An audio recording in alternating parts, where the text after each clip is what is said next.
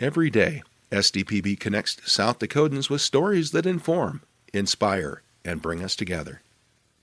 SDPB, good, useful, and full of wonder.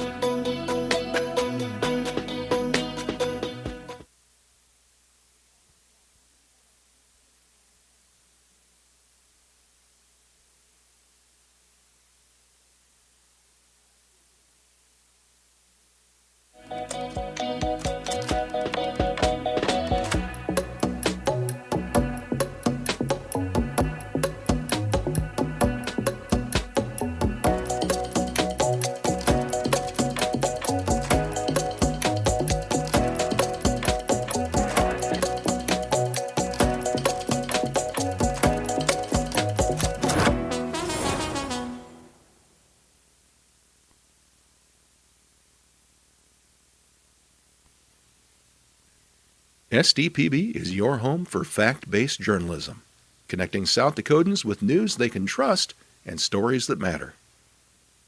Good, useful, and full of wonder. SDPB.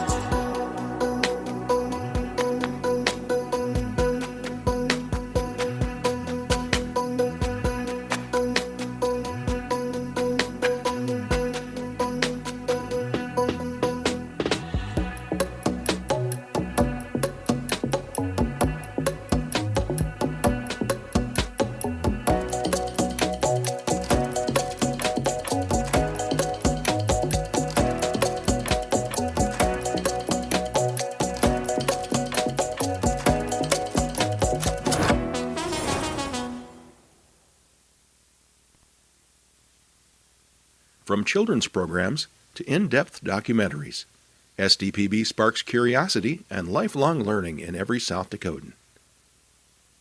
SDPB. Good, useful. We'll start the meeting in about 1 minute for those of you listening online.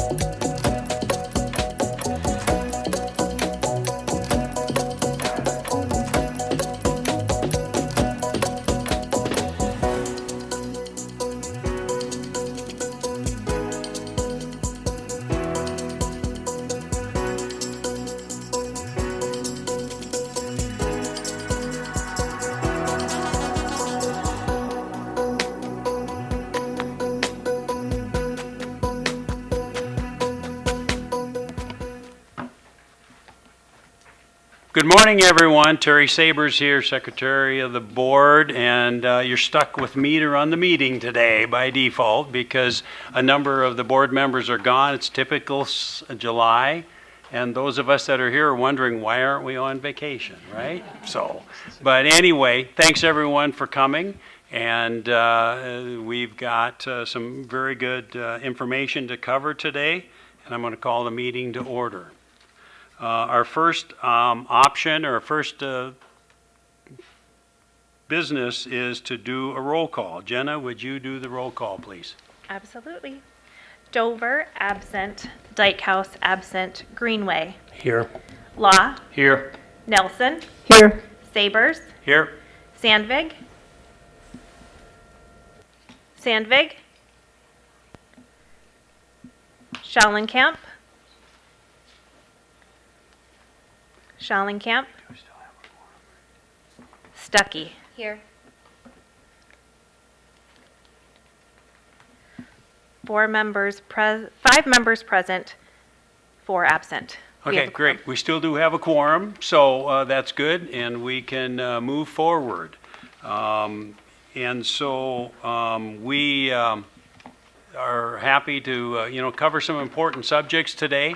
And I think it's going to be a great meeting. And as we, we're 4 to 6 weeks away from school starting. Sandvik.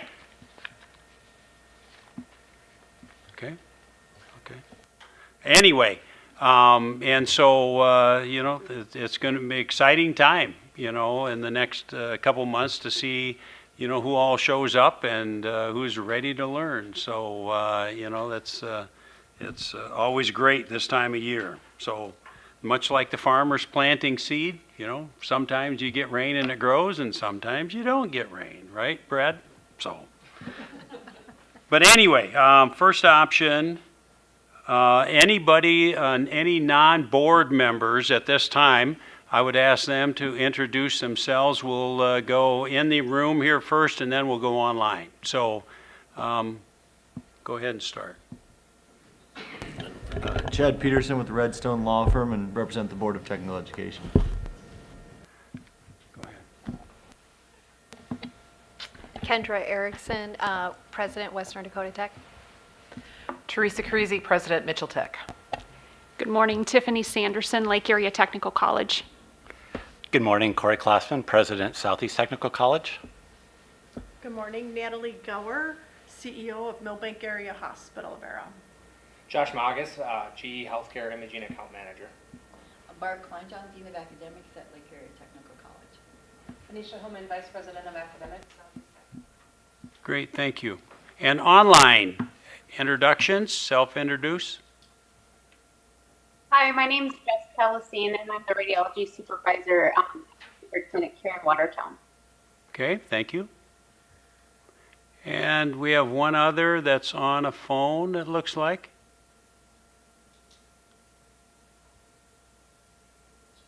Okay, we will move on. When we get to that part of the agenda, the people without a microphone, if they're going to testify, we need to set up a microphone somewhere for them. Okay, right up here. So as you testify, come up here so that the people online can hear also. So everybody should have an agenda and in front of you, and I would like to have a motion to approve the agenda to move forward. Nelson moves. Is there a second? Law seconds. Been moved and seconded. Jenna, vote. All in favor, say aye. Aye. Aye. Opposed? Motion passes. Great, thank you. Next, we have the minutes of the May meeting that everyone should have had a copy of. And if you've read them, I've asked for a motion to approve those minutes. Greenway approve. Is there a second? Stuckey seconds. Okay, we have a motion and a second. Are there any corrections, additions, or changes to the minutes? Seeing none, I'll call for a vote. All in favor, say aye. Aye. Opposed? Motion passes. Aye. Okay.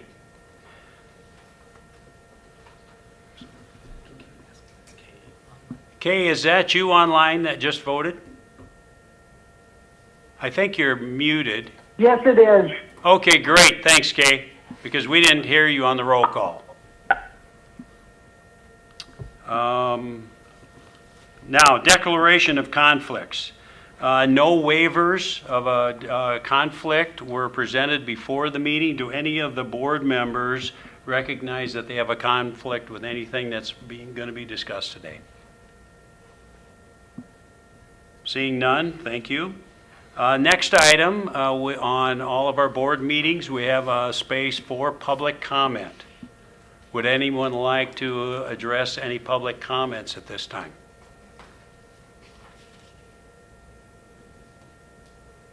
Seeing none, we'll move on. The next item on our agenda is the Executive Director update. Nick, would you like to go through that? Thank you, Board Member Sabers.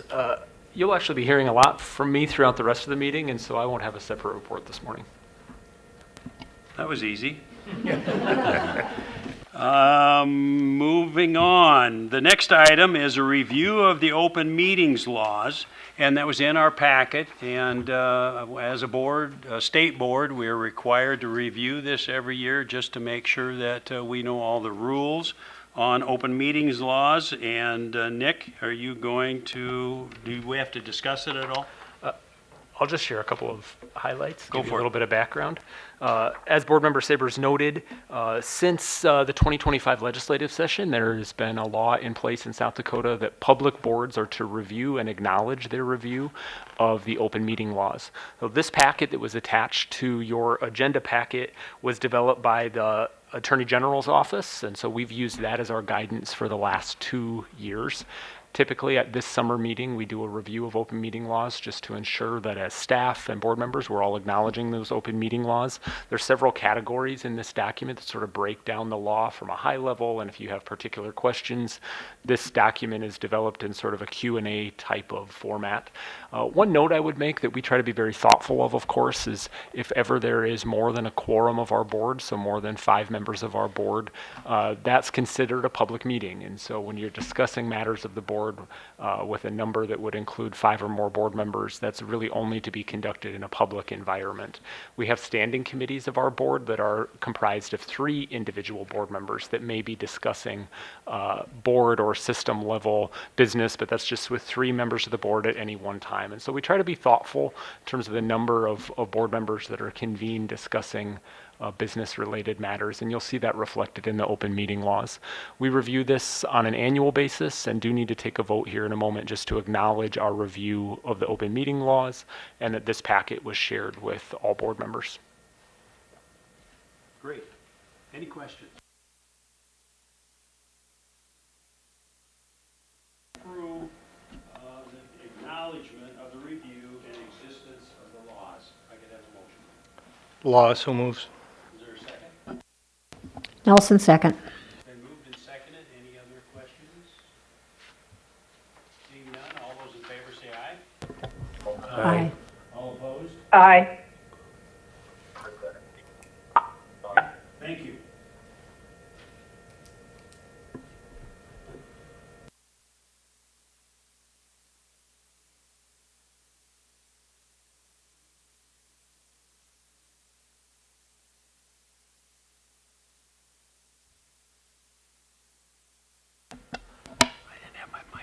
Thank you, Board Member Sabers. I hope you didn't sell that too hard. I'll try to make this as exciting as possible. But as he noted, this is an opportunity for us to bring forward recommendations for our FY28 budget request. The board typically considers these recommendations at our July meeting. I'll give you a little background on how we develop these recommendations and the document that you had attached to your packet, how we populate that with the recommendations that you see before you. I convene with the presidents in the spring to sort of discuss our ongoing budget request and what items might be high priority for the next fiscal year. We sort of discuss the inflationary rate increase and our approach to equipment and some of those headlines that you've all gotten very used to as we discuss our budget request. We put this set of recommendations together for the presidents to consider, and whether or not this is a reflective of what their needs would be at a local level or what the local level impact might be of these recommended items. I then vet it with board leadership and then bring it to this body to consider these recommendations. Just to give you a sense of what happens after today, if this set of recommendations were to be approved by the board, we would then submit this to the Bureau of Finance and Management and the Office of the Governor in August. They'll have a couple of weeks to vet our recommendations along with the recommendations of all other public agencies. And then typically in early to mid-September, our board staff, board officers, and the presidents convene with the Bureau of Finance and Management and representatives from the Office of the Governor to discuss our request and our priorities. So in September, we have an opportunity to share with them what our high priority items will be for the FY28 request. And then typically there's kind of a Q&A period. We have an opportunity to answer some of their questions that they'll send via email and follow up to that meeting. And throughout the rest of the fall, we try to give them some additional insight into those priorities and how we might distribute those dollars in the system or why those items are high priority for us. If there are increases over the previous year, that's an opportunity for us to articulate the need for those increases. And then we learn with everybody else in the state in early December, when the governor shares their recommended budget, what of our requested items make it into the governor's recommended budget. So from early December to the start of the legislative session, we have a sense of what will be in the recommended budget. That sort of sets the stage for the session, at least from an appropriations perspective. So today's the first opportunity we have a chance to publicly discuss what our priorities are in the FY28 budget request. And I'll take just a moment to walk through those items. And perhaps I'll start with item number 1, which has 2 parts, and then I'll pause for any questions or discussions on that particular item, and then move on to item number 2. Is everybody comfortable with that format? Okay, that way you don't have to absorb all of it at once, but we'll have a couple of opportunities to take a breath and discuss each item. So item number 1 is the per student allocation. I know this body is very familiar with the per student allocation. The lion's share of our state funding comes to the system based on the per student allocation.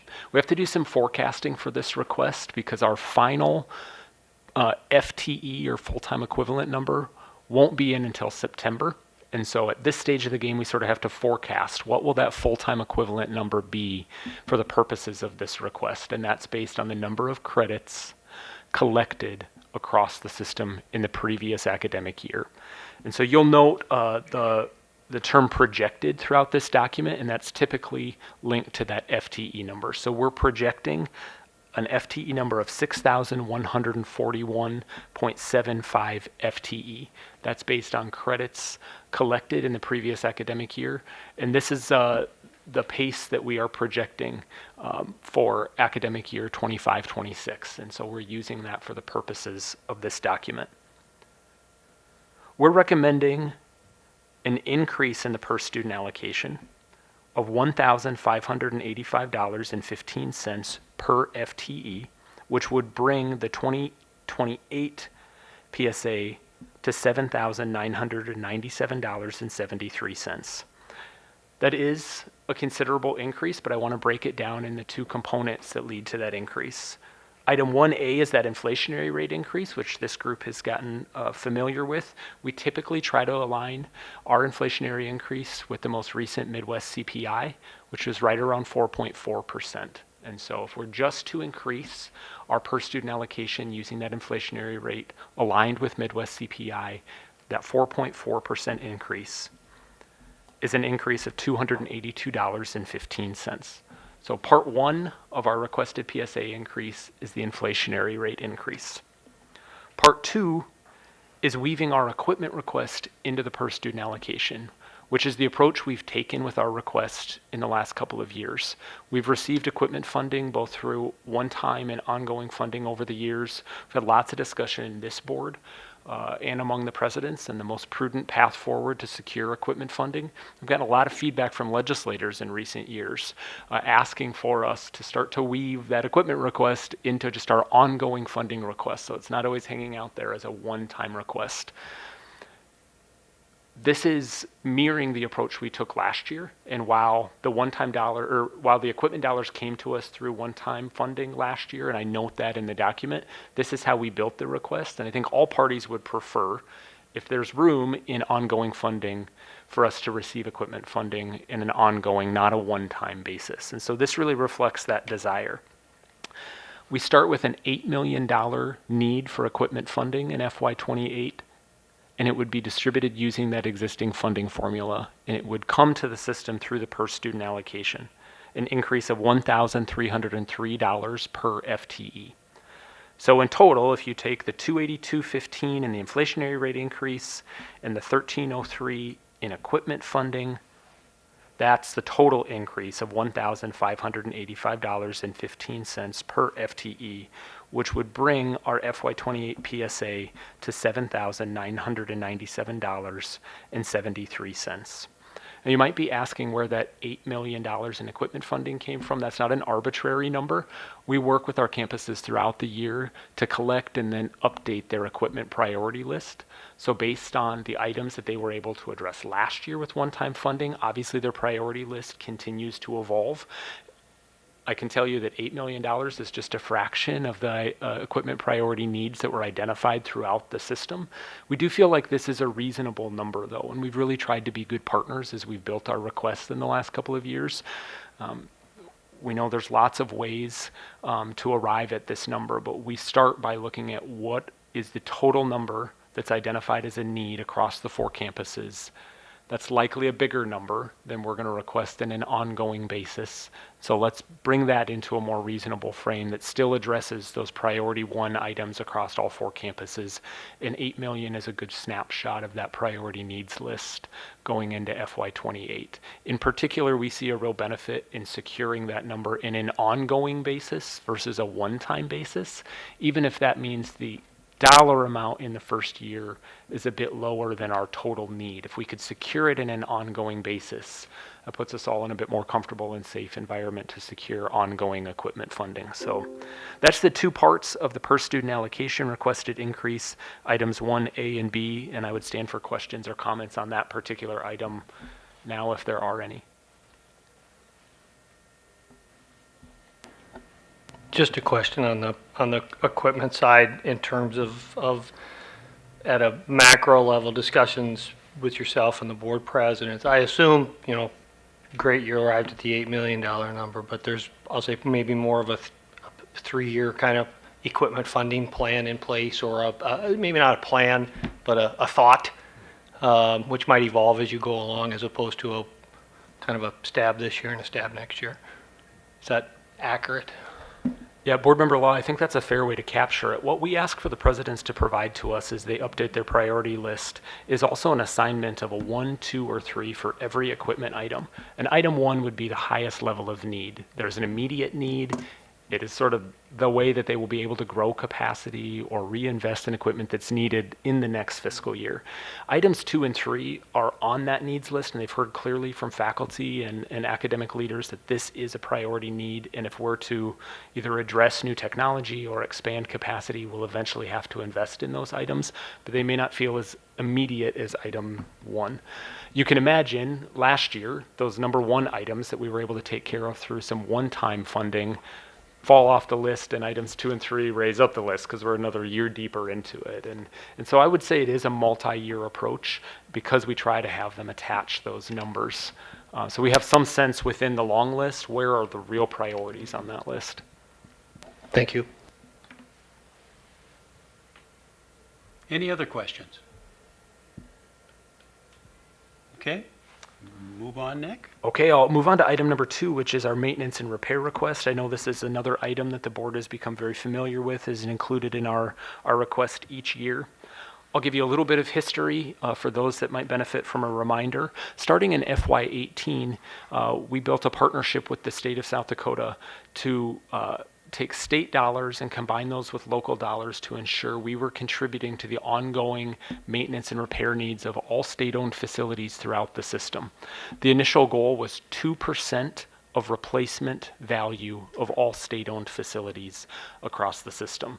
The goal was that over time, the state's annual appropriation would be equal to 1% of state-owned facilities, and the local contribution would be equal to the other 1%, and in total, that state to local partnership would equal 2%. There's been some movement over the last 10 years in what that state contribution has looked like. There have been times that the recommended budget has been a 1.75 goal or a 1.25 goal. That's led to some fluctuation in what that state appropriation has looked like. In recent years, we've received some M&R dollars in ongoing funding and some in one-time funding, which was unique in terms of the state's approach to M&R. What we know is that the administration is committed to investing in the M&R of our state-owned facilities. But in lean budget years, they've had to be creative in their approach. And so the request you see before you is a request to return to that 2% goal, where we're committed to investing at least 1% of the replacement valuation of all state-owned facilities in M&R, and I can tell you at a campus level they're exceeding that investment, but we're committed to that, and our request is that the state match it with 1% of the replacement valuation. You can see the numbers broken down in the document, but overall our request is $3,855,494.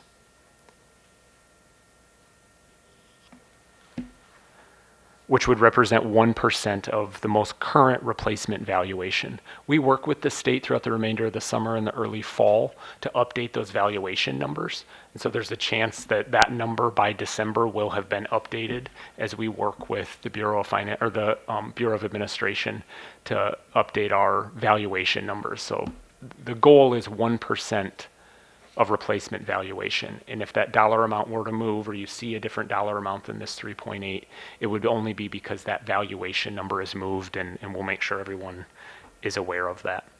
You can see that it is an increase of just over $1 million based on the dollars we received last year, which had sort of a different goal marker and was a combination of one-time and ongoing funding. I'd just take a pause if there are any questions around M&R. The only comment I would have is as well, we've been in all the campuses and most all of our buildings are fairly new buildings, but with the cost of M&R today, replacing roofs on some of the older buildings and so forth has gotten so expensive that it's very important that we keep increasing that M&R so that we can keep our buildings up to date and make sure that they're in good shape. So that'd be my only comment. Any other questions? Thank you. Continue. Okay, I'll move on to item number 3, which is tuition assistance. This has also been an ongoing partnership with the state of South Dakota. This is a direct benefit to students. It's applied at a $10 per credit hour rate and actually lowers the cost of our state tuition rate by $10 per credit hour because this appropriation has continued to come to the system for more than 10 years. You see this reflected in the state level tuition and fee proposal that we bring to you each spring. In those line items, we always acknowledge that $10 in tuition assistance that we'll receive through a state appropriation, which brings the state tuition rate down by $10. So this is a direct benefit to students. It lowers their cost per credit hour by $10. So we're using the forecasted number of credits that we're anticipating we will generate in FY28 to come up with that $1,842,525 number. Which is a projection of what would be necessary to continue applying $10 per credit hour in tuition assistance. Of course, we'll work with the Bureau of Finance and Management as our credit numbers shift to make sure that captures what our actual credit generation will be, but this relies upon that forecasted or projected FTE number again for the tuition assistance request. I'll pause if there are any questions about tuition assistance. Any questions? Okay, Nick? Okay. Item number 4 is bonding support. This is another line item that's been in our budget for a number of years. Currently, the state of South Dakota commits to a 27% contribution for our annual debt service. So in FY28, we're projecting that our annual debt service will be just over $7.4 million, and the state is committed to covering 27% of that annual commitment. The remaining will be covered by the facility fee paid by students. So actually this request is just a slight decrease forecasted in FY28. We're looking at a decrease of $2,440 in terms of the state's 27% contribution to our ongoing debt service obligation in FY28. And you see that reflected under item number 4. I'll pause if there are any questions on the bonding support. Seeing none, let's move on to the summary. Okay. I tried to provide a table that sort of summarizes each of the items. That second column is the FY28 request, so that's the requested dollar total attached to each. FY27 are the actual dollars we received in each line item. I did try to provide some notes if there was some additional kind of breakdown that needed to be provided either in the requested column or in the actual column, both in the PSA, the M&R, and then also in equipment funding. There were just a couple of caveats I wanted to make sure you understood. And then to highlight the difference. So what is our total requested increase if you look at the way we received dollars last year versus this year request? And so our total increase is just over $2 million from FY27 to FY28. Then you saw that broken down in the 4 items I just shared with you all, but that is a high-level summary.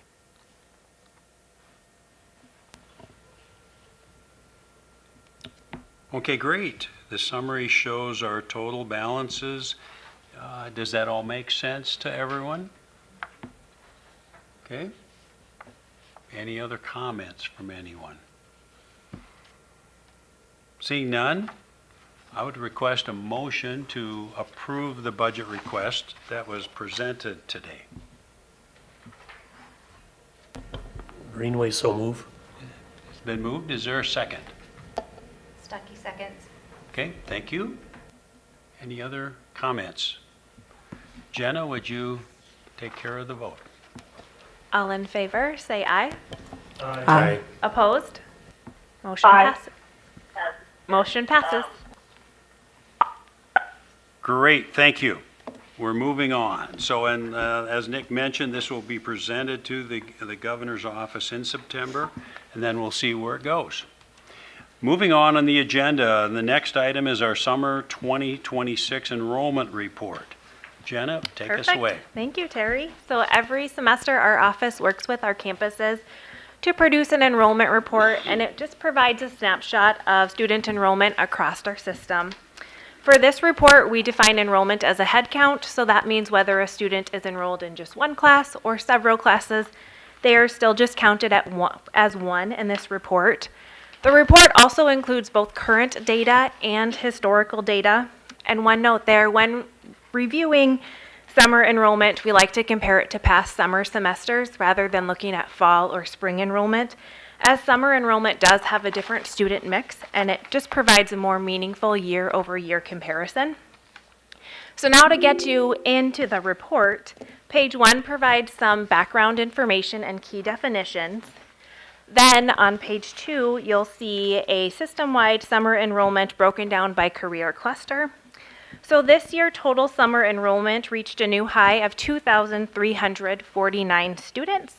That represents an increase of 91 students, or just over 4% from FY25, or from last summer. Summer enrollment has continued to grow over the past several years.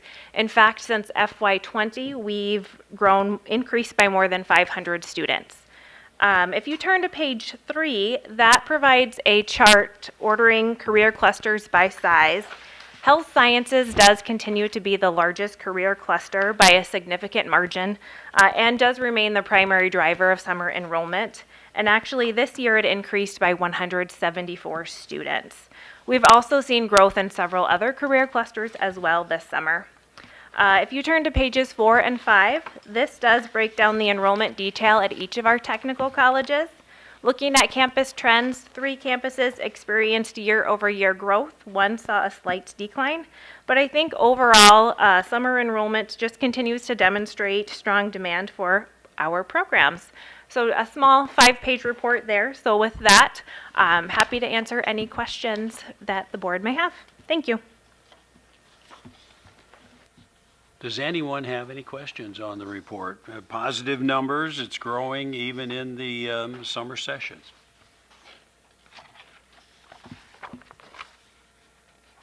Okay, well, this was an informational report. So the next item on the agenda is the non-substantive program applications, and Jenna's going to give us an exclamation.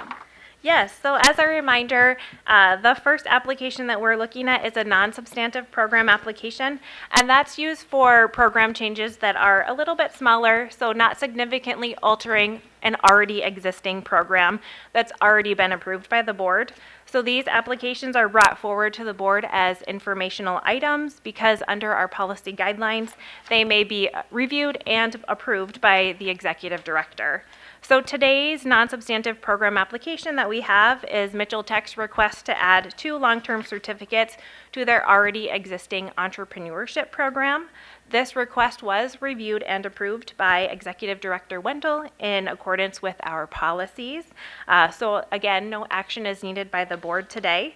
So with that, I'll turn it over to President Creasy, and she'll provide an overview of the certificates and then answer any questions. Thank you. So these 2 certificates are for our entrepreneurship program. They allow students to come in and take a portion of our curriculum. We've had a lot of requests from people who are already out, have their own business that they want to upskill, or they're looking to take over a business they want to upskill. We've also had some work with the South Dakota Business Administration. I know they have another letter in there, but I can never remember what it is. They have asked for some apprenticeships in this area, so these certificates will allow for that growth in that as well.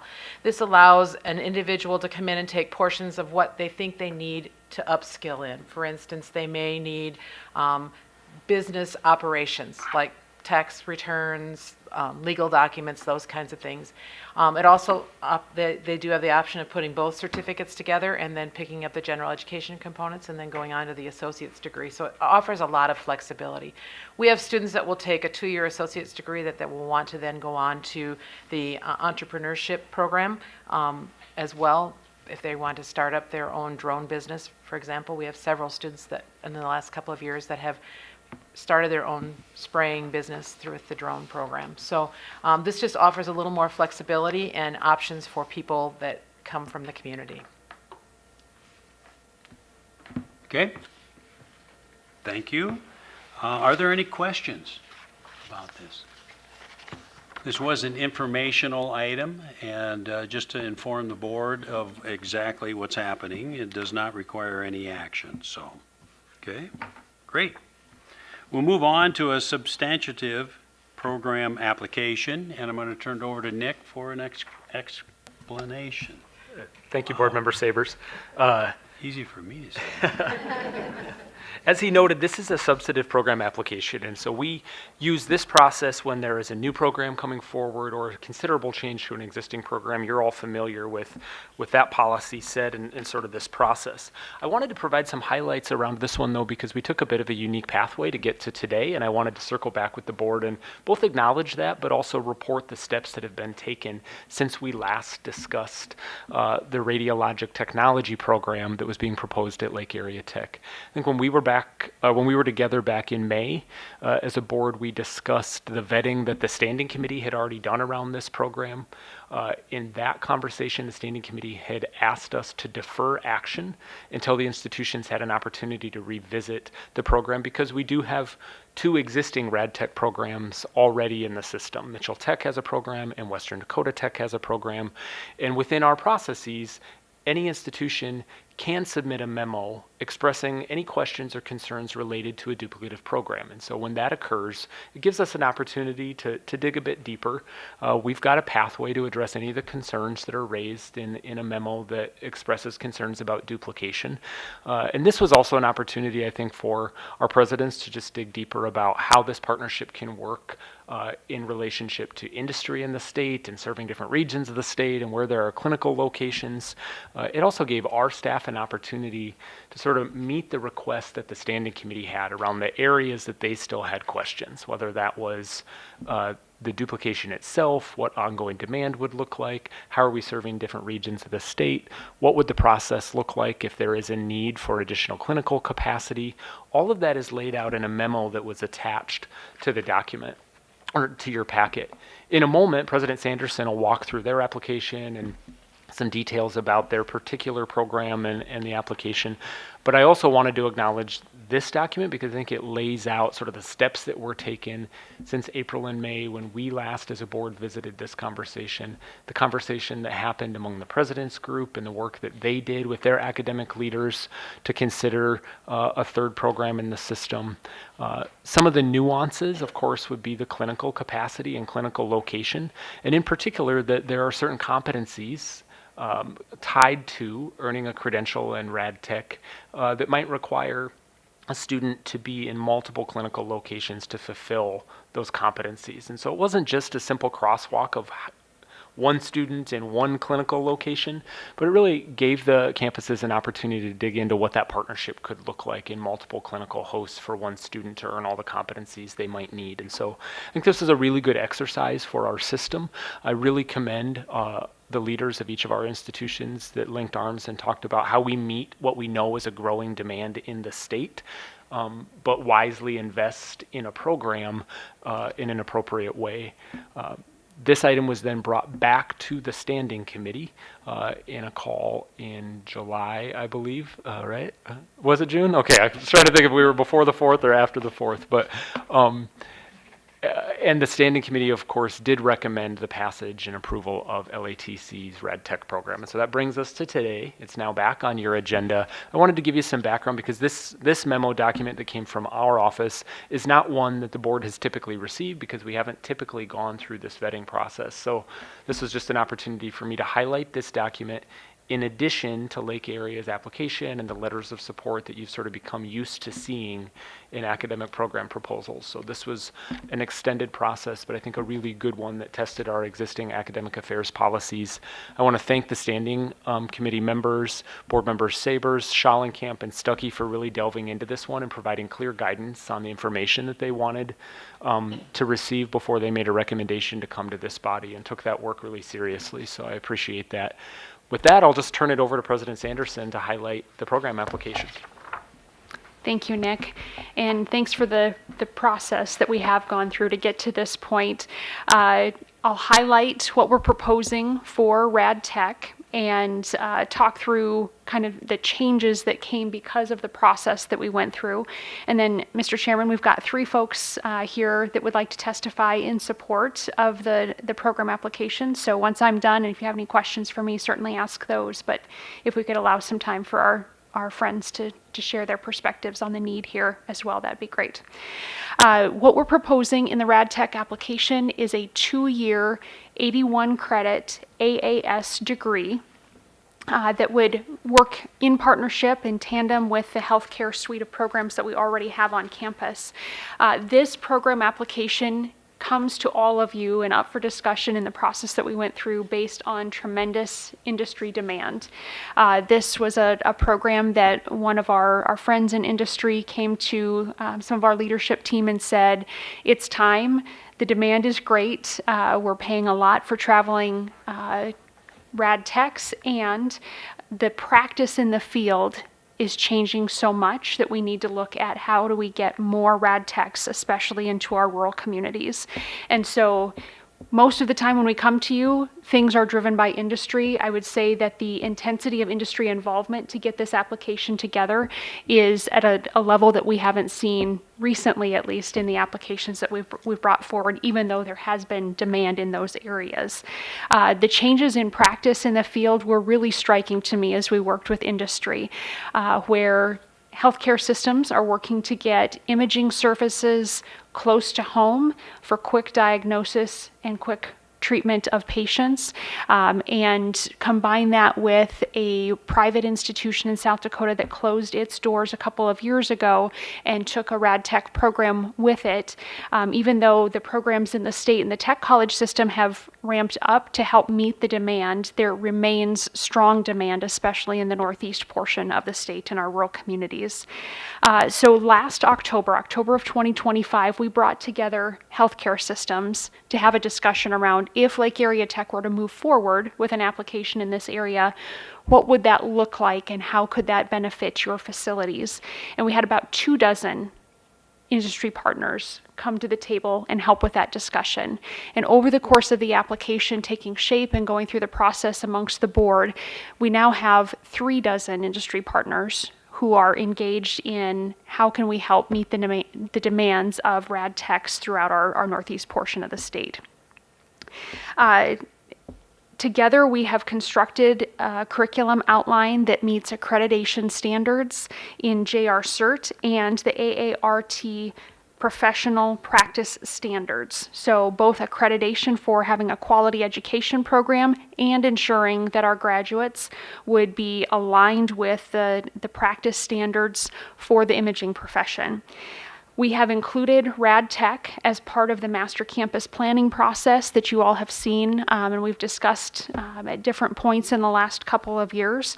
And so we have identified a space in our existing campus that we can remodel, both from a simulation lab and classroom area to accommodate adding rad tech. What happens after today? If you approve this application, then we will work with our industry partners to raise the funds needed to remodel that space, add the classrooms. And so the exact start date for this program will be a little bit dependent on when those funds can be raised and the remodel done. At the very, very earliest, it would be fall of 2027. I think in a realistic way, we're looking at 28 for that program to get started. As we've engaged on this program application, clinical site experiences, to what Nick shared, are the trickiest part of getting this program up and going, simply because of the specialized competencies that students need experience with. We're seeing through the revision process of standards and accreditation and professional practice that additional simulation experiences will be part of the rad tech education process in the future. That's helpful to our entire system. But we also rely heavily on students going out face-to-face, working with patients, getting that hands-on experience. And so through this process, you've got a couple of documents, as Nick mentioned, the full application, and then also a July 2nd memo that reflects the conversation amongst the president's group that says, we'd like to get started with rad tech. We are willing, because of the changes that are taking place currently in the industry, to start a little bit smaller than we initially proposed, but to build that cohort group at Lake Area Tech's campus over several years in line with the changes that are happening in professional practice. And so as we've discussed amongst the president's group, we think we can strike that right balance and that we can ramp up as we figure out and hone in on that clinical assignment that's a critical part of students learning throughout the entire rad tech process. So I will stop there and pause for any questions that you may have, or Mr. Chairman, if you'd like to take proponent testimony, we've got a few folks who would like to speak. Okay, great. Any questions initially? Okay, well, let's take time right now for the testimony. Come on up to a microphone, introduce yourself, which company you're from, and go for it. Very good. Good morning. Thank you for the opportunity to be here. We are grateful for that. I am Natalie Gower, the CEO of Millbank Area Hospital Avera, which is a rural critical access hospital located in northeast South Dakota. I am here today because of the shortage of rad techs. It's impacting rural healthcare every day. And rad techs are an essential part of the services that we offer. Without qualified imaging staff, a timely diagnosis and treatment simply is very difficult and at times impossible. Like many rural hospitals across the state, recruiting and retaining rad techs is becoming increasingly challenging. We compete every day with other entities, other communities, other states, every time we go to create a new hire. When positions remain vacant for months, in our case, years, it has many implications to our campus. But simply going without is not an option. That impacts lives. And so what happens, our existing staff then need to take more shifts than they prefer, which leads to burnout then. At that time, then that creates more open positions. And so it's cyclical at that point. But then it forces us to look at traveling techs. Over the last 3.5 years, we've had a traveling rad tech on our campus 2.5 years of that. And yet today we're using a traveling tech. That has cost our campus alone $600,000. And where simply if we would have had our own staff, the cost of that would have been approximately $200,000.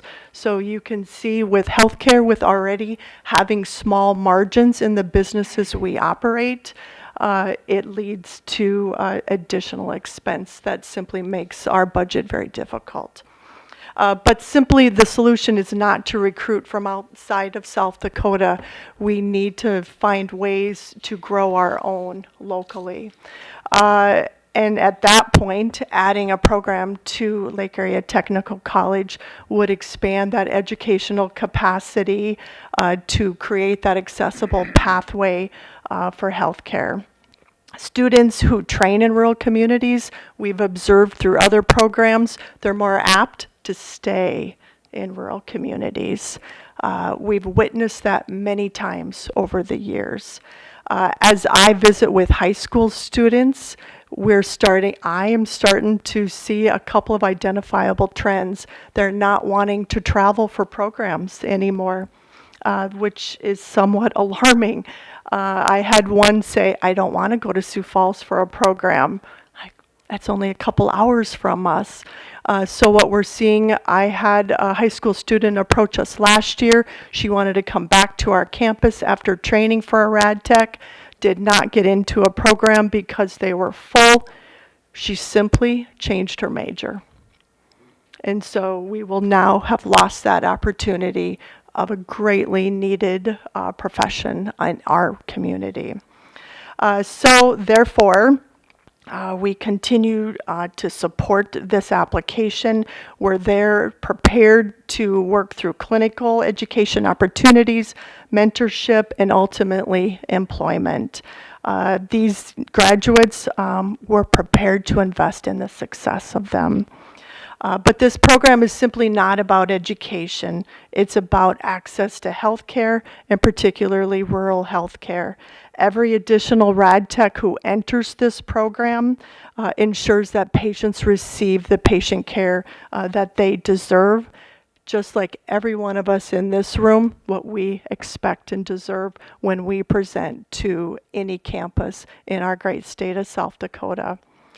So the demand is there, the employment opportunities are there, the clinical partners are there. and on behalf of rural hospitals in particular, but I think we could say any hospital in our state, I respectfully ask for your support of this program. We appreciate this opportunity and your consideration and your support of access to healthcare in our state. Natalie, thank you for coming. Does anybody have any questions for Natalie? Thank you for taking your time today. Thank you. Next.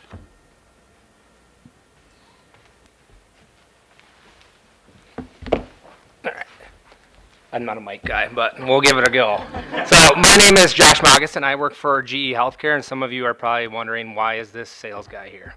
Well, before sales, I worked as a radiology leader in the Northeast, South Dakota for 16 years. 12 years ago, Natalie and I was getting an interview from Natalie. She wanted to hire me. Millbank was still having some needs, and we discussed this exact. We discussed this exact topic of, Kid Lake area ever have an X-ray program, because it is needed really bad. I was lucky enough to come from a program like Lake area at Ridgewater College, Community College in Wilmer, Minnesota. So our program will kind of implement what they have here. So it's kind of an interesting program. Just to get an associate is a good start. I was able to go on with my career and get a bachelor's of healthcare administration. And after my 16 years, I got the sales role. So in my sales role, I get the opportunity to talk to every Sanford and every Avera radiology manager. So I drive around the 5-state area and talk to them. When I'm out there talking to them, 4 out of the 5 of them say, "Hey, we need techs. Do you know where they are?" The other one is worried about, "Hey, I got this 60-year-old gal that's going to retire. I'm worried this one's going to get pregnant. We're going to lose people." So we're seeing that in the market, that 4 out of 5 really need help. I talked with the Sanford and Avera programs. They each had about 20 students. Only one went into X-ray. All of them got sucked into modalities. So what that means is nobody is getting out into the communities. They are going into the MRIs, the CTs, the nuke meds. So none of these students are coming out of anywhere. Exam growth. When I come and talk to a customer about exam growth, we're seeing 50 to 100% that's going to be exam growth. So if you're doing 100 CTs a month right now, and in 5 years, they're going to expect you to do 200. So we're going to need to add head counts. So we see that is just huge. Rural health funding. Right now, we're seeing a lot of these critical access sites now getting modalities that they don't currently have. So we're looking at MRIs, mammo, because we want this care to be done at home. So what we're seeing is you're going to need 2 more techs. That X-ray tech can't go sit on an MRI machine for an hour when they're the only ones working that day. And Natalie has all the modalities, so it's really hard when she's short-staffed to say, "Hey, we can't do this MRI because it takes a half hour and we need to cover all these other modalities." So those are all the touch points where I see that this is going to be huge to have more students out there. Like I said, I see it in the market every day. The radiology managers are stressed. I go out to a site. For example, I went to Wheaton, and I was talking to the manager. She goes, "We all just put our notice in," because they needed about 5 techs, and there was only 3 of them there. And they said, "Well, we all just put our notice in because we can't keep doing this." So then you get kind of into that rhythm where I stop in again. They finally got everybody kind of hired, and then all of a sudden one quit, and then I came back, and they were all gone again. So it's just very interesting that I'm seeing this leadership when I send out emails. "Oh, this manager is now gone because they can't keep their staff." So when I'm out in the market talking to these managers, and when I was a manager, it was always tough to be short-staffed. I was lucky enough to be a clinical instructor for MTI. And I had a really good 40 students that I could call up and say, "Hey, you want to come work for me?" And they would. I was very lucky in that aspect. But I think I've been in the Watertown area for 20 years, and I don't think Prairie Lakes has ever been 100% fully staffed. I mean, you talk about a big facility with students there too, but they still aren't fully staffed. So it's just the whole market. I go to Clear Lake, they need techs. You guys need techs. Webster has one that's probably going to retire. If I go to Canby, Minnesota, there's probably 3 that are over 60. I go to Vermilion, all 4 of them are over 60, but they're fully staffed because they've been working as a team. But I start looking at the age of these techs out there too. There's definitely going to be needs. And if you're in that rural health setting, you're going to definitely want your techs to be trained. I also have gone to sites like Eureka, South Dakota. They don't have X-ray techs. They just have people, lab techs, trained to do your procedures. Am I comfortable with that? No, I would rather have an X-ray tech that has a license that can do my X-ray and CT. So that's what I am seeing out in the market. And people are getting by, especially in South Dakota, because we don't have the rules where anybody could take an x-ray. You could come in and just take it, but you would still want trained professionals. And I don't want that happening, 5 years down the road that just normal people are taking x-rays. So, any questions for me?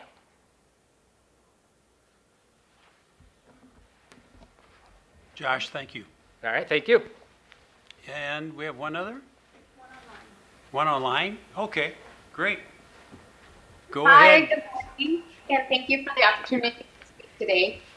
My name is Jessica Lestine, and I'm the radiology supervisor for Sanford Health and Water. I promise I'm trying to get out of the drive to join in person. This morning when someone called in, I got the privilege of putting the lead apron back on and help cover the department. So I'm joining virtually.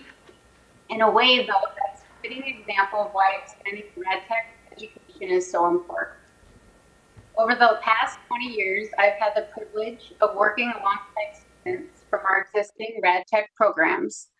Clinical education is one of the most important parts of becoming a competent tech, and I've seen firsthand how those experiences shape confident, compassionate professionals. I know one of the concerns has been whether there will be enough clinical opportunities to support another program. From my perspective, I truly believe there will be. I believe there is enough room for all of us. If our education programs and health partners communicate, coordinate clinical schedules, and thoughtfully plan student placement, I believe we can make this work. One thing I've learned throughout my career is that students learn best when clinical instructors are able to spend meaningful, consistent time with them. Clinical education isn't just about checking off required comps. It's about having instructors available to observe, coach, answer questions in the moment, and build students' confidence. When clinical placements are coordinated thoughtfully and instructors aren't stretched across such large geographic areas, it creates more opportunities for one-to-one mentorship and a strong learning experience for every student. This isn't about one program replacing another or competing for students. It's about collaboration. I truly believe Lake Area Tech, Mitchell Tech, and Western Dakota can work together and not compete. By planning ahead, communicating regularly, and coordinating clinical placement, our schools and healthcare organizations can balance students' experiences, preserve the quality of clinical education, and ensure every student receives the mentorship and hands-on experience they need to succeed. Healthcare has always been built on teamwork. Every day we coordinate schedules, patient care, staffing, and resources across departments to provide the best possible care. I believe we can bring that same spirit of collaboration to clinical education. If we work together, we can expand opportunities, maintain high quality training, and graduate the next generation of rad techs that South Dakota so desperately needs.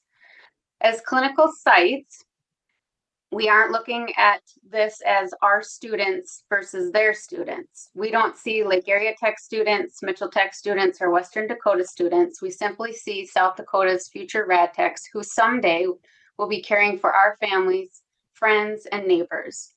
At the end of the day, we're all working together towards the same goal, educating outstanding rad techs who will provide exceptional care to patients across our state.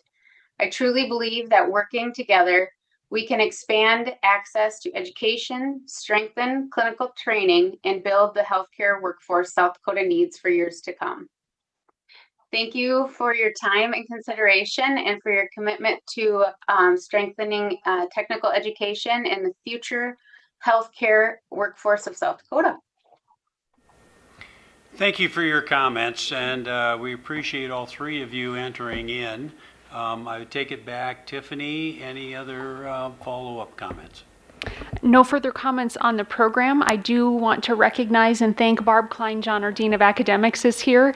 And Barb has done yeoman's work to coordinate the many conversations with healthcare facilities and really figure out how can we structure a program that fits into the mix and doesn't detract from what's already happening in the state. So Barb, thank you. Great, thank you. Any comments from any of the other presidents?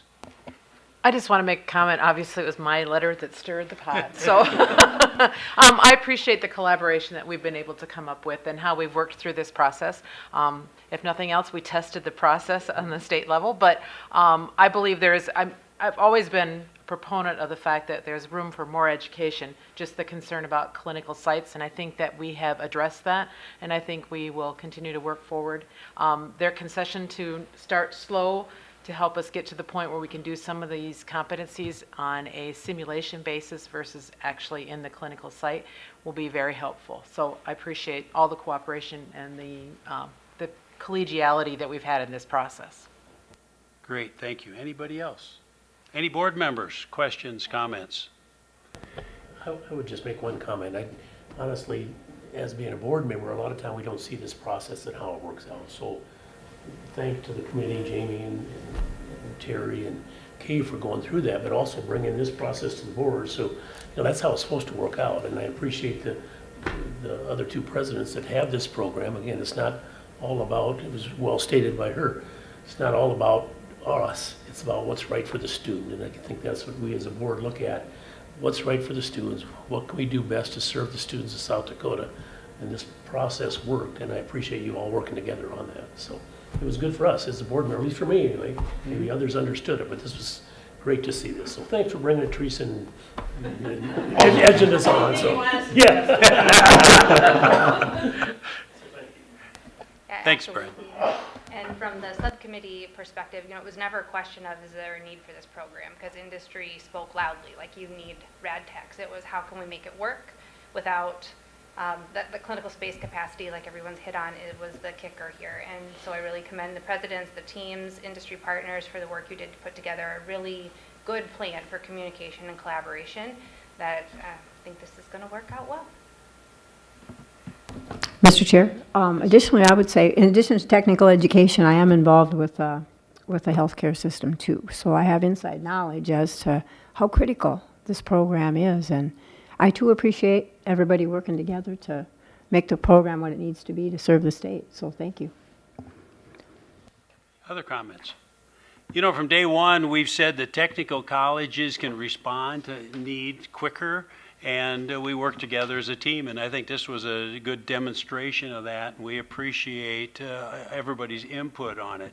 A couple comments I would have. I actually have a little bit of experience in healthcare in that I was a managing partner of 3 assisted living facilities. And being in business for dozens of years, my biggest frustration was what I called the flavor of the day on regulations.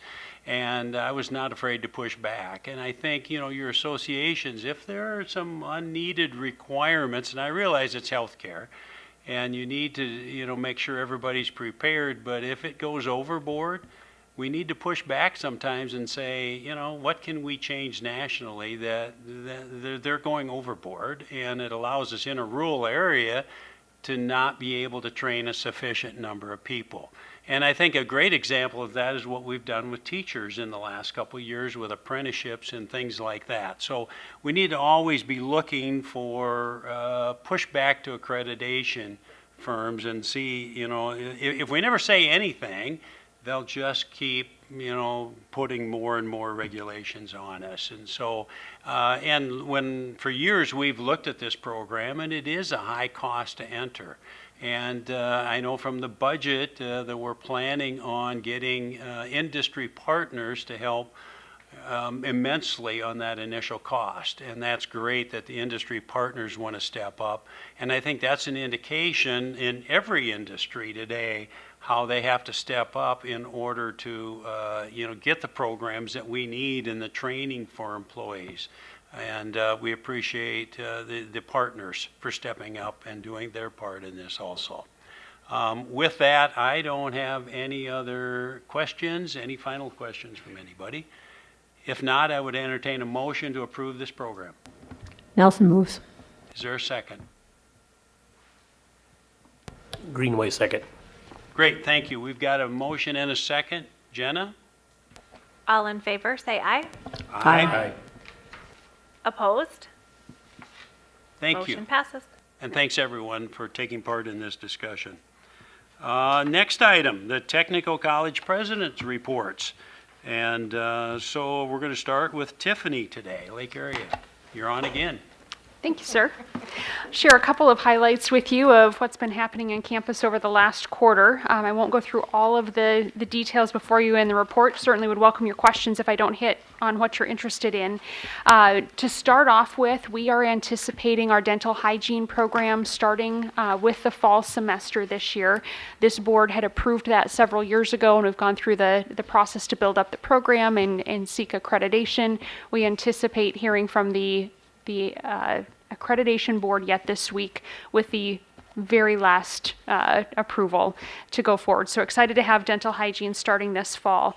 We're also always in the process of making updates to ensure, to our strategic priorities conversation earlier, that we remain in alignment with industry. And so this summer doing some major investments into our energy programs to ensure that they're aligned with industry and to work on ensuring that we have folks enrolled in that program that meet the demands of what industry is looking for. So invite you, next time you're at Lake Area Tech's campus, we'll have a couple of things that we'd like to show off and share with you. On the second page of our report, we highlight the foundation's latest issue of Alumni and Friends, and that they're hosting our annual Career Expo in October. We just had a foundation board meeting this week where the board went through the growth of scholarships at Lake Area Tech over the last couple of years. From 2022 until this year, scholarships and giving increased by $2 million. This year we gave out or awarded $5.7 million in total scholarships at Lake Area Tech. And so for a student population, degree seeking is about 1,800, total head count at about 2,800. Really proud of the foundation's work and the generosity of our donors to grow scholarship giving to that level. There are several faculty and staff and alumni that are highlighted in our report here. At the end of the year, we recognized 3 departments who contributed, in our view, to the greater good and really focused on moving metrics for student outcomes. And so you'll see in our report that we were able to recognize our law enforcement, our professional pilot, and our welding departments for great contributions that they made that really resulted in strong outcomes for licensure or certification, that changed the trajectory of student completion dates to more align with our expected 2-year graduation, and really did great work to recruit, not just for their individual program, but for programs across campus. And then on the next page in the report, you'll see a highlight that 2 of Lake Area Tech's alumna were recognized as the highest law enforcement honors in the state, whether that was on the municipal level in the Watertown Police Department or at the state level with the Highway Patrol troopers. So really proud of the work that not just happens on campus with our students and our faculty, but that our alumni are doing out in the world every day in their roles.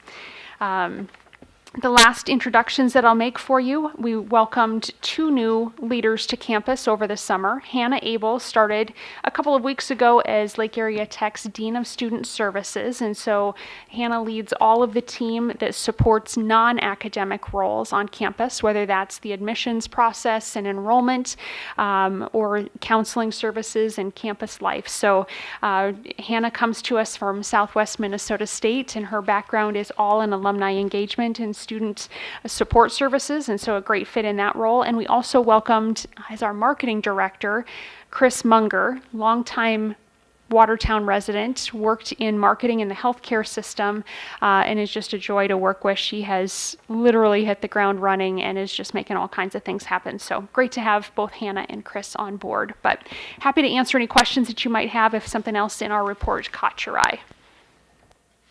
Any questions? Very good report. Thank you. Teresa, you're next. Thank you. Mitchell Area Tech. We're not doing anything this summer. We decided to sit back and relax. So just a few highlights from our report that you can see. Mitchell Tech's LPN program was listed as #1 in the state, which is kind of exciting for us. It's always nice to have recognition, no matter where you get it from, but it's always nice to come out with #1 ranking or that above, so it's great. Our new facility, the underground utility lab, known as the Tool now, which is better than the Plug, so we're getting closer, but it's sponsored by the Touchstone Energy Cooperatives, therefore the T comes to begin with. That will be opening on September 3rd. I believe all of you received an invitation. We'd love to have you join us for that. If you are unable to make that date, please stop by anytime you're in Mitchell. We'd be glad to take you through the facility. It's very nice. Yesterday, when I was in there, the contractors were cleaning windows and dusting, so I think we're at the edge here now. I feel really good. We have functioning doors, which was good to hear as well. And we had to wait for those. Our amphitheater project, which you all got a little bit of a preview of when you were in our building in May, is now complete with the exception of one piece of glass that was broken during installation on our railing, and that will be replaced this week, so that will be ready. We have been using it. It's been very well received. It's another wonderful addition to our facility and our campus. Another way that you can talk about how our M&R money has been used to improve facilities. That is the oldest facility on our campus, and it received now a complete update. That was the last section, so that's nice to see. This is the last year of our ARPA project, thank goodness, in so many ways. Right now, the main road that goes through our campus is torn up. It should receive asphalt, I would hope today, but I know that's just dreaming, so probably next week, and then that will be finished. We have a little bit of warranty work to do, but all of our sidewalks and replacement and drainage issues that we have dealt with will be complete. They will be complete August 1st, so that's this Friday. So we're excited to have that happen. It's been a long row. We've had a lot of things torn up. One of the exciting things for us, we always talk about how can we expose people to technical education at a young age. This year, the Mitchell School District held a summer school program, which they had between 75 and 100 students attend. We had 75 K through 4th grade students on our campus for an afternoon. They got to go in the power line building and watch people climb poles and ask questions. They got to help with or run the spray drone, which was interesting because they just wanted to drink the water rather than watch it get out. So that was a little bit of education. They were able to get other drones in the air. We had them climbing in and out of tractors. We had them in some of the medical fields just to get them an exposure, again, to what technical education is about, because the earlier you can get people thinking about that, the better it is. So we've had kind of an interesting thing. We've dabbled a little bit in some community service and working with the Habitat Humanity. Our trades industries have gone out to help with that. We have one of our faculty members that leads that construction project every year, and he gets our people involved. It's another opportunity for our electricians as well as our carpenters to get out in the field, so it's very nice. So I stand by for any questions that you might have. Any questions? One comment I would have is the Habitat for Humanity House, the Mitchell Tech instructors as well as the students have been a very important part of that for a number of years, and they've tackled it's actually a twin home this year, I think, and so it's a bigger project, and it just wouldn't happen without the students and the instructors involved in it. So, but okay, moving on, Corey, Southeast Tech. All right, thank you very much. In our report, we include several kind of student and graduate highlights that I'll draw your attention to. A few other things that aren't mentioned in there. So hopefully you received an invitation on Friday, August 14th. We'll be doing the groundbreaking for the Abner Center. So just to refresh your memory, that's where the project that we got the $6 million in one-time funds from in this past legislative session, as well as $6.5 million in federal money, thanks to Senator Thune. So that'll be on Friday, August 14th at 11 a.m. You're all invited. If you're able to make it, it'll be in the parking lot between Edwood and Sullivan, so right on the other side of Kerr Avenue, right along the interstate there where the building will sit. If you're familiar with where that curved monument is, right along the interstate that says Southeast Technical College, the building will sit right there. So that monument will go away here probably this fall and will connect down to the existing Edwood building is there. So we'd love to have you there. We had our annual Build Dakota signing day in early June. We awarded a record 176 full ride scholarships. So thank you to all our great industry partners there. Brian Graham, was the new CEO of Journey, was our featured speaker. So that was a great day for all the students. We just ran our graduate report yesterday for graduates for this past academic year, now that we've awarded all of our graduates for summer. And we had 1,003 unique graduates and over 1,100 awards. So as long as we can keep it there, we've hit our portion of the 2030 goal, so we're going to try to keep going. So we know there's room to continue growing, so we'll continue to do that, but we're excited about that. And finally, kind of piggybacking on Teresa and talking about some of the M&R money, earlier this month we just completed a project in the Mickelson Center, which is where our student success and financial aid and admissions sit. We renovated one section of a hallway to move our student accounts and our testing center over there as well, to create more of kind of a one-stop shop area for students where all of those kind of initial student services functions all reside. They were in 3 separate buildings, so a student would start off in admissions down in Mickelson, would have to go up to the hub on the opposite end of campus to pay their bill, then go back down to financial aid or to student success to register for classes, and so it just wasn't the best student experience. And so we were able to consolidate services, but also create room as we do some of the Abner Center and renovation of the welding lab to create some additional space, moving the testing center out of there as well. So again, we're also grateful for some of that M&R money to be able to do some of those projects as well. So with that, I will stand by for any questions. Any questions? Seeing none, we'll move on. Last but not least, Kendra, Western Dakota. Yes, well, see, we're all been very, very busy this summer. So I wanted to highlight, we did appointments of new board members, 2 of which are not new, reappointments. Dr. Steve Willard, who prior to me served as interim president at Western Dakota Tech, so was reappointed for his final term, I believe, who he'll serve in these next couple of years. And then also a reappointment for out of economic development in Hot Springs for Andrea Powers. And then a new member and coming in is Denise Chapman. Many know her. She is a alum of ours. Actually, her and her husband are both alums of Western Dakota, but also very big sponsors of Build Dakota, as well as hiring many of our graduates into the auto space. So we just brought in all new members in that capacity on the board.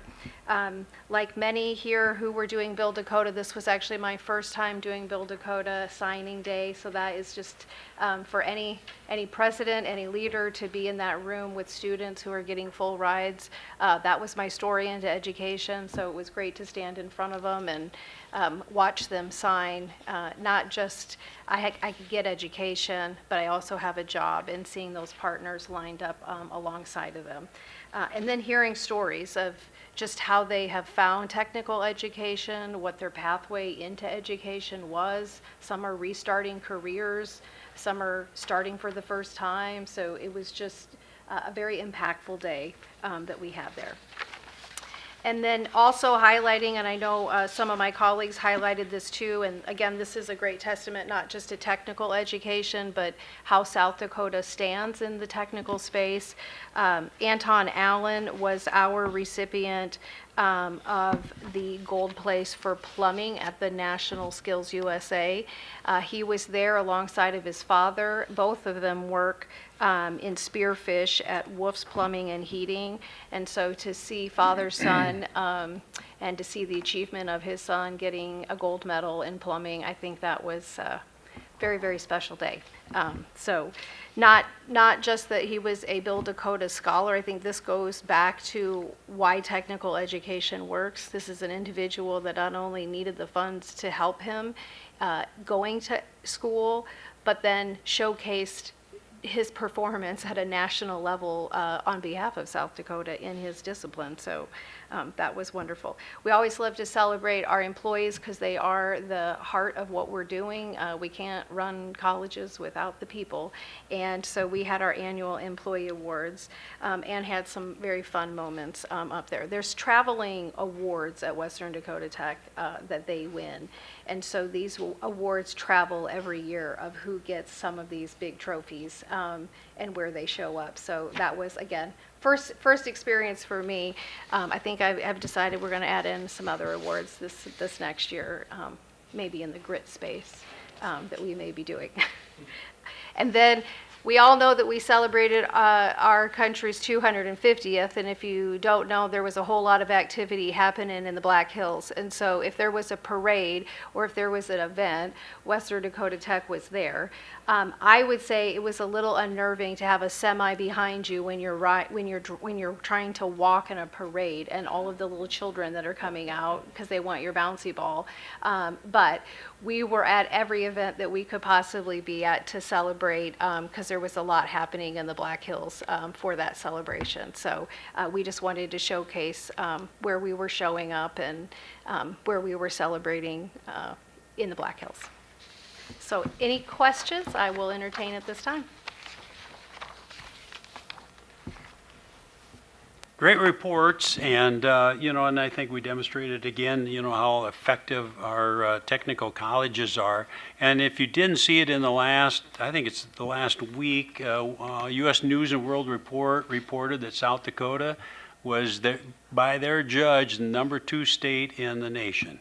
And there's a lot of things that enter into it. We moved from 8th up to 2nd place, and I'm sure the technical colleges were a big part of that. So, so we have a lot to celebrate in South Dakota. So, any final comments? Seeing none, I would entertain a motion to adjourn. Law, so moves. Is there a second? Stanvig, second. Hey, Brian got on the record. I was going to mention, welcome, Brian. I heard you had a busy day today, so Yes. Thank you for joining us. But you missed the presentation from Millbank. So, we had I'll watch the recording. did we get a second? You threw me off. Yes, All that's those in me. favor say Stanvig, aye. second. Aye. All those opposed? We stand adjourned. Thanks, everyone. Have a good rest of the summer. Thanks, guys.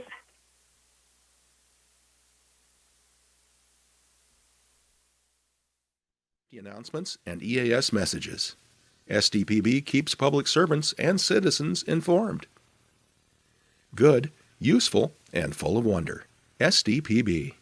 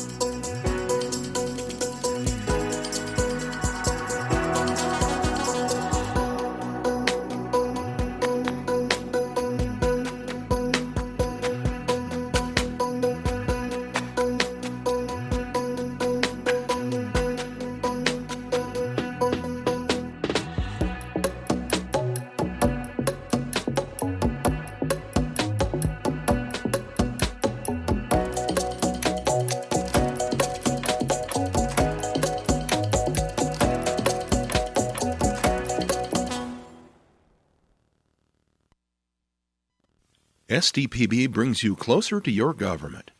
With gavel-to-gavel coverage of the South Dakota legislature and in-depth reporting from Pierre. Good, useful, and full of wonder. SDPB.